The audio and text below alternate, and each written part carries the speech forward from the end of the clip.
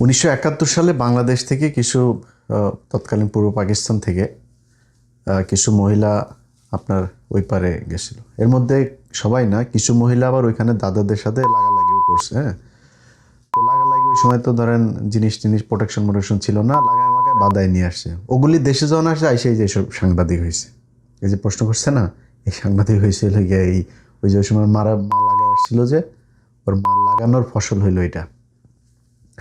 তুই ইন্ডিয়ার তোর আব্বারে তুই কোশ্চেন করবি, তোর এত ভালো লাগে তোর মারে বোন রে ভাবি রে সবটিরে নিয়ে যা আবার লাগাইতে দে, আবারও লাগাইতে দে। তো লাগাইতে দিবি, তুই নিয়ে ওই পারে যা। এই দেশটা আমাদের, আমরা 92% আমাদের দেশ এটা। অতএব এইখানে তোর মারে লাগাক নাইলে ফাঁক করুক, যা মন চায় করুক, ওইটা এইখানে না, তুই ওইটারে মানে হালাল বানাইতে যাস না ভাই। এইসব কথাবার্তা যখন শুনি না, বুঝছেন, শরীরের রক্ত টকবক করতে থাকে। আপনারা তো মানে আমার কাছ থেকে খারাপ কথা শুনতে চান না, কিন্তু চিন্তা করতে পারেন একটা দেশের নাগরিক যারা এই গেল কয়টা দিন আগে তাদের তৈরি করা একটা ফ্যাসিস্ট এই দেশ থেকে এই দেশের মানুষ বিতরণ করেছে। এই গেল 2টা বছর আগে 2000 মানুষকে হত্যা করেছে এই ভারত। 21শে আগস্ট, সরি 25শে ফেব্রুয়ারি, মানে এই দেশের অনেক আলেমকে তারা জঙ্গি সাজায় মারল। গেল 15টা বছর বাংলাদেশকে তছনছ করে ফেলছে। একজন সাবেক প্রেসিডেন্ট, তাকে ধরে নিয়ে জেল এই হাসপাতালের ভিতরে ঢুকে বলে যে সে অসুস্থ, তারা নির্বাচনে যাইতে হবে। যে এরশাদকে সরাসরি এরশাদ বলে দিয়েছে সেই কথা। এরকম একটা দেশের আমাদের চিরশত্রু, তাদের সাথে আমাদের এখনকার যেই সম্পর্ক, তো সব কিছু জানে। ওর মারে লাগাইছে দেখে ওইখানে আনার পরে ওর বাপের ওই কোশ্চেন করে। চিন্তা করতে পারেন আপনি মাথা ঠান্ডা রাখবেন কিভাবে? তার এই প্রশ্নের প্রেক্ষিতে ওর বাপ ওর মারে যে লাগাইছে, ওর হাই কমিশনার আব্বা, ওর আব্বা আবার কি বলছে দেখেন। মনে হচ্ছে না যে আমি বাংলাদেশে আছি। একটা ক্রিকেট টিম যদি মিলেমিশে হয়ে যায় কি কত ভালো হবে। আমাদের যা পপুলেশন আছে 140 কোটি, আর ওতে আমি 20 কোটি অ্যাড করে দিই, তাহলে 160। আমি যা এখানটা করতে চাই ওইটা 140 নয়, 60 অ্যাডেড। এখানটা 20 অ্যাড করে দিচ্ছি, তাহলে যা হবে একসঙ্গে হবে, বুঝেছো? আলাদাভাবে আমি ভাবছি না, আমার মনে ওইটা ঢুকছেই না। দেখুন তো, হেঁটে চলে এলাম। সবসময় আমি বলি একই আকাশ, একই বাতাস, একই যন্ত্রণা। তাহলে আমরা মিলে মিশে ভিসার সব বললে আমার সব মাথায় আছে। দুই ডেমোক্রেসি মিলে গেলে একটা ওয়ার্ল্ড পাওয়ার হয়ে যাবে, একটা পুরো ইকোনমিক ওয়ার্ল্ড পাওয়ার হয়ে যাবে। দেখেন, এই যে হাই কমিশনার এই কথাটা বলল, এই বক্তব্যটার জন্য এখন আপনি বলেন মানে ভারতকে কি বলা উচিত? তোর দেশের আকাশ বাতাস তো পাকিস্তানের, আর তোর দেশেরও তো আকাশ বাতাস, চীনেরও আকাশ বাতাস। এই জন্যই চীন ওই দিক থেকে তোরা লাদাখ নিয়ে টান দেয়, ওইদিকে পাকিস্তান টান দেয় একদিক থেকে কাশ্মীরে, ওইদিকে মণিপুর টনিপুর, ওইদিকে পাঞ্জাবের লোকজনও আলাদা হয়ে যাচ্ছে। তো এই জন্যই তোর আকাশ বাতাস আলাদা দেখে সব খালি আলাদা হয়, খালি বাংলাদেশের আকাশ বাতাস তোর ভাল লাগে। বাংলাদেশে ও যেটা করেছে সেটা সরাসরি এই দেশের সার্বভৌমত্বের বিরুদ্ধে, একটা দেশের বিরুদ্ধে সে কথা বলেছে। এটার জন্য তার বিচার হওয়া উচিত। এখন সেই বিচারের জন্য আপনি দায় দিবেন, মানে এই দায়িত্ব কারে দিবেন? মাল তো যেগুলি বসছে সব ইন্ডিয়ান মাল বসায় দিয়েছে তারেক রহমান। এখন এদের কাছে আপনি কি বিচার চাবেন? এদের কাছে বলেও তো লাভ নেই। তো যারা জুলাইতে আন্দোলন করেছেন, যারা গেল 15 বছর জীবন দিয়েছেন, যারা এই দেশকে ভারতের যে আগ্রাসন, সেই আগ্রাসন থেকে মুক্ত রাখতে চান, তাদের কাছে বিচার দিলাম যে এই ব্যক্তি যে বক্তব্য দিয়েছে, এই বক্তব্যের জন্য তার কি হওয়া উচিত। আপনারা যারা আছেন তারা এটা নিয়ে কি বলবেন, তা আপনাদের কি বক্তব্য সেটা আপনারা বলে দিন। এখন আমি আমারটা বলি আপনাদের। ধরেন আমরা যদি কিছু বলি না, কিছু বললেই তো তখন আবার আমাদের বলে আমরা নাকি খালি রাজাকার হয়ে গেছি, আমরা পাকিস্তানের পক্ষে কথা বলি। তো কিছু কিছু জিনিস আছে, যেমন যখন 9-10-এ পড়তাম, টেবিলের সামনে ফিজিক্স, কেমিস্ট্রি, হায়ার ম্যাথের এরকম অনেকগুলো সূত্র ছিল। সূত্রগুলো আমার টেবিলের সামনে টানানো ছিল, মানে যেগুলো সারাক্ষণই লাগতো। এরকম অনেক সূত্র আছে, হঠাৎ করে অঙ্ক করছে একটা, তো আবার দেখতে হইলো। তো এরকম কিছু জিনিস আছে যেটা সারা জীবন আপনার খুব দরকার হয়। এরকম একটা সংজ্ঞা আপনাদেরকে আমি এখন শোনাবো। এই সংজ্ঞাটা আগেও শোনাইছি, আজকেও শোনাচ্ছি, সামনেও বিভিন্ন জায়গায় মনে করাই দিব। ধরেন রাজাকার বলে না ওরা, হ্যাঁ, তো এই রাজাকার যখন বলবে তখন একটা জায়গায় কিন্তু আছে, মানে আপনি নিরাপদে থাকবেন। সেটা কি মনে করেন আমি, আমার বাবা, আমার দাদা, চাচা, খালু, মামা, এরা সবাই মিলা ধরেন ওদের কথা অনুযায়ী 2 লক্ষ ওদের মা বোনরা লাগাইছে না পাকিস্তানিরা, তো এই 2 লক্ষ মা বোন এগুলোরে আমরা নিয়ে যায় ক্যাম্পে দিয়ে আসতাম, দিয়ে আসবো বলে লাগাইতো, জিনিস টিনিস সারা লাগাই দিত, লাগাই দিলে পেট বাইদা যাইতো আর বাচ্চা পয়দা হইতো। এই বাচ্চা পয়দা এগুলি কিন্তু এই যে এখন ধরেন সাংবাদিক টাংবাদিক এইরকম কোশ্চেন টোশ্চেন করে, আর অনেক দেখবেন ইন্ডিয়ান মালগুলো আছে, এগুলো সুন্দর করে ইন্ডিয়ার পক্ষে কথাবার্তা বলে। তো এখন 2 দিক থেকে আপনি বাইচে যাবেন এই সংজ্ঞা যদি ওদেরকে শোনাই দেন। সেটা হলো যে ওদেরকে আমরা পাকিস্তান ক্যাম্পে ঢুকাই দিয়ে আসে, ওদের মা বোন ভাবি টাবি ওগুলোরে লাগাইছে, এরপরে বাচ্চা পয়দা হওয়া, সেই বাচ্চা পয়দা এটা কী হলো, পাকিস্তানি বীজ। সো এই পাকিস্তানি বীজ ওদের ঘরে। আপনি যদি রাজাকার হন আপনি কিন্তু বেঁচে গেলেন, কারণ আপনি তো রাজাকার, আপনি তো ওদের মা বোনদেরকে দিয়ে আসছেন, আপনার তো সমস্যা নেই, ওরা পাকিস্তানি বীজ। সো আমরা কথাবার্তা বললে যখন রাজাকার টাজাকার বললে আমরা কিন্তু একদম কষ্ট পাই না। যদি সিরিয়াসলি আপনি ডিবেট করতে চান তাহলে পূর্ব পাকিস্তান পশ্চিম পাকিস্তান এক হয়ে যাওয়া উচিত। এই 2 দেশ আলাদা থাকার কোনো দরকার নেই, কারণ এই 2 দেশ আলাদা হয়ে 2 দেশেরই ক্ষতি হয়েছে। আমরা আজ থেকে, মানে কথার কথা রাগ করে বলছি না, কিন্তু আজ থেকে 55 বছর আগে আমরা স্বাধীন হয়েছে।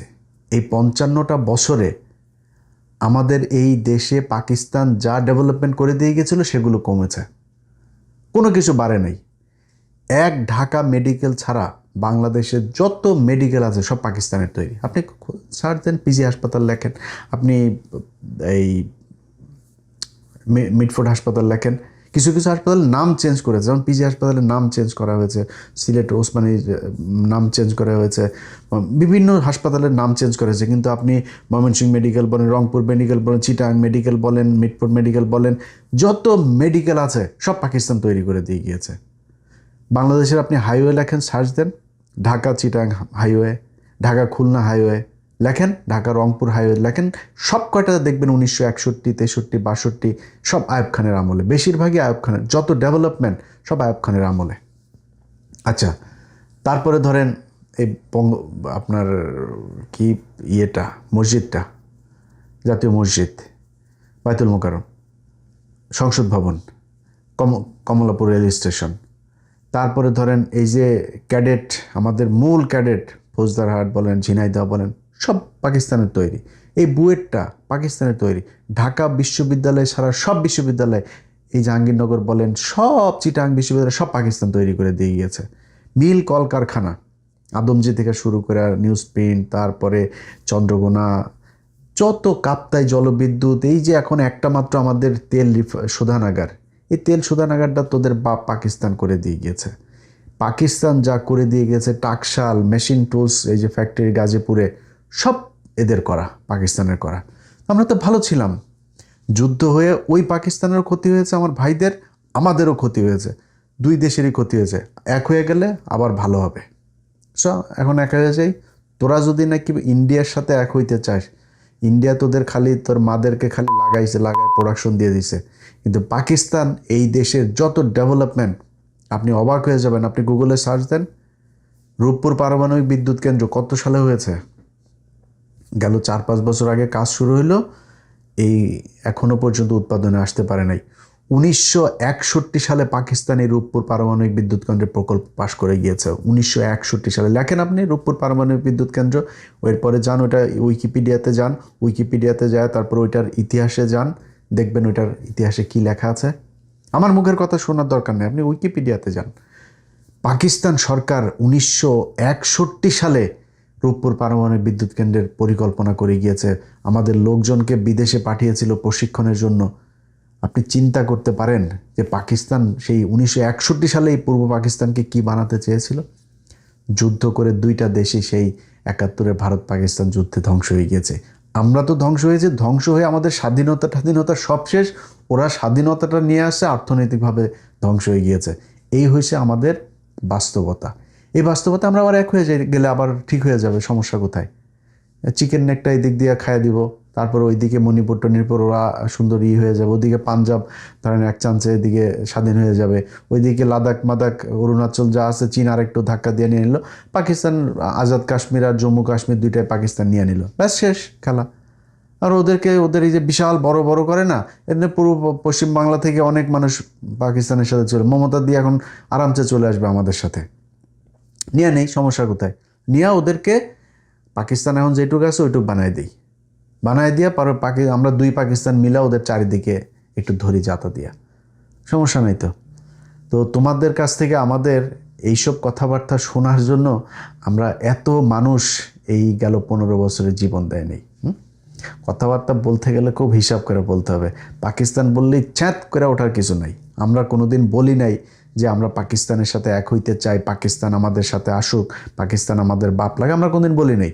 পাকিস্তানকে আমাদের দরকার, আমাদের পাকিস্তান দরকার। আমার সাথে আমি মার্কিন যুক্তরাষ্ট্র ইউএসএকে আমার দরকার, ইউএসএর আমাকে দরকার, আমার ইউএসএকে দরকার, আমার চীনকে দরকার, টার্কি, যার সাথে আমার একমাত্র শত্রু হলো কি এই পৃথিবীর মধ্যে ভারত। এছাড়া আমার দুনিয়ায় কোনো শত্রু নাই। ব্যাস, কথা একদম পরিষ্কার। এদের পক্ষে যারা কথা বলবে তাদের পয়দা হয়েছে, ওর মা বোনরা ছিল ওই পারে 71-এ, আর আরেকটা হইল গিয়া আপনার এই কি বলে এই যে মিডিয়াতে আপনি দেখেন এই মুহূর্তে, বিশেষ করে এই যে সাংবাদিক প্রশ্নগুলো, এরকম সাংবাদিক কিন্তু মিডিয়াতে অভাব নেই। এরা গেল 15 বছরে হাসিনার পা চেটেছে, তাদেরকে এখন পর্যন্ত সরানো হয়নি, এবং এরা এখন ঘাপটি মেরে আছে, কিচ্ছু বলে না। আমি একদিন আগে বিডি ক্রিক টাইম, সম্ভবত বিডি ক্রিক টাইমই এদের একটা পেজ, তারা এই জাইমা রহমানের একটা ছবি দিয়েছে। জাইমা রহমান হা করে আসছে, তার মানে দাঁতগুলো খুব বাজে। ভাই, আমি হাসি দিলে আমার যদি আপনি 10টা ছবি তোলেন, আমার কোনো জায়গায় খুব বাজে লাগবে, কোনো জায়গায় একটু ভাল লাগবে, কোনো জায়গায় অনেক ভাল লাগবে, কোনো জায়গায় অনেক খারাপ লাগবে। তা আপনি হিসাব করে একটা ছবি ব্যবহার করতে হবে, তাই না? পুরা মুখটা হা করে, মানে একটা বিকৃত একটা ছবি দিয়ে তারপরে এটা এমনি আমি গতকালকে একটা পোস্টও করেছে এটা নিয়ে। এটা এমনিতেই হয় নাই। এর আগে খালেদা জিয়া যখন ক্ষমতায় ছিল, খালেদা জিয়া পাটা খুঁড়িয়ে হাঁটছিল, এই মুন্নি সাহা সেই ভিডিওটা নিয়ে তার নিউজের মাঝখানে অপ্রাসঙ্গিকভাবে তার এই পায়ের মুভমেন্টটা সে ওইখানে চালিয়ে দিয়েছে। সেটা নিয়ে আর মানে সমস্যা হয়েছিল পরে। যাই হোক, তো এদেরকে চিহ্নিত করতে হবে। বিএনপি যদি মনে করে যে সব আপনাদের লোক, জীবনে যদি ওদের হাতে সুযোগ আসে তখন বুঝাই দেবে ওরা কাদের লোক। এই যে সাংবাদিক এই প্রশ্ন করেছে তার বিচার হইতে হবে। এই যে ভারতের হাই কমিশনার খনিকের ছেলে, এই খনিকের ছেলে যে এখানে আসছে, এরে আপনার বিচার করতে হবে। এর কাছে কৈফিয়ত চাইতে হবে যে এক আকাশ এক বাতাস এইসবের মানে কি রে নোটির ছেলে, এটা তোরে কে শিখাইছে? কারণ ভাই এইসব ভিডিওটির এইসব কথাবার্তা যখন দেখি না ভাই, মেজাজ কিন্তু খুব খারাপ হয়ে যায়। আপনারা আবার এটা জবাব দিতে গেলে তো ভাই ওইভাবেই জবাব দিতে হয় না। আপনারা আবার আমার কাছ থেকে খারাপ কথাও শুনতে চান না। কতক্ষণ সহ্য করা যায় বলেন? আমার একটা স্বাধীন দেশ, তারে বলে আপনি আমাদেরকে খাওয়ান পারেন, তো মানে লাগায়।